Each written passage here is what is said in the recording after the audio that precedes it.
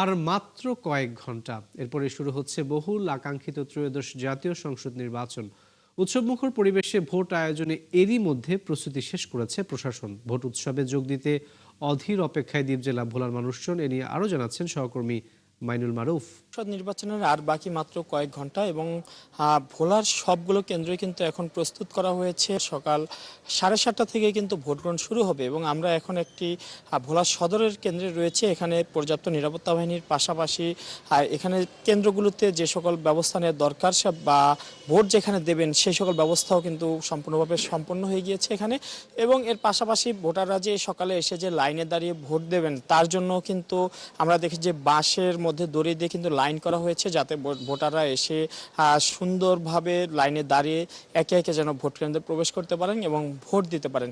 এর পাশাপাশি আমরা দেখেছি যে ভোলার রাস্তায় কিন্তু আইনশৃঙ্খলা বাহিনী ছিল, তারা টহল দিচ্ছেন আজকে যেন কোনো অপ্রীতিকর ঘটনা না ঘটে। এর পাশাপাশি যে কোনো ধরনের ভোটকে কেন্দ্র করে কোনো ধরনের টাকা লেনদেনও যাতে না হয় এজন্য কিন্তু আমরা দেখেছি যে সড়কে সড়কে কিন্তু আইনশৃঙ্খলা বাহিনী পাহারায় রয়েছেন।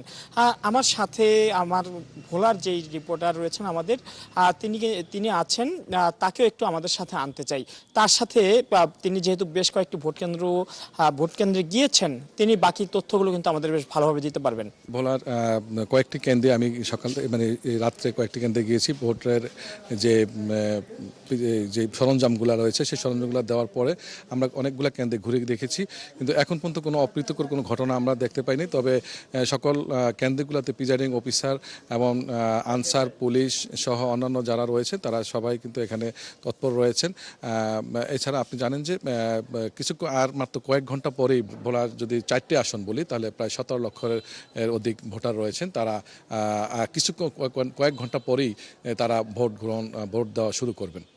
যেমনটি বলছিলেন যে ভোলার প্রায় 17 লক্ষ মানুষ কিন্তু ভোট দেওয়ার জন্য অপেক্ষা করছেন এবং আর কিছুক্ষণ পরে কিন্তু সেই ভোট গ্রহণ শুরু হবে। এবং এই যে বেশ কয়েক বছর পর, মানে দীর্ঘ 17 বছর বা 18 বছর পর মানুষ ভোটাধিকার প্রয়োগ করবে, এমনটা কিন্তু আমরা দেখেছি যে সকালে যাদের সাথে আমরা কথা বলেছি এবং দিনে আমরা যাদের সাথে কথা বলেছি তারা বলছিলেন, তারা এমনটাও বলেছেন যে গত নির্বাচনগুলোতে তারা দেখেছেন যে ভোট কেন্দ্রে গিয়ে ভোট দিতে পারছেন না, তাদেরকে ফিরে আসতে হয়েছিল।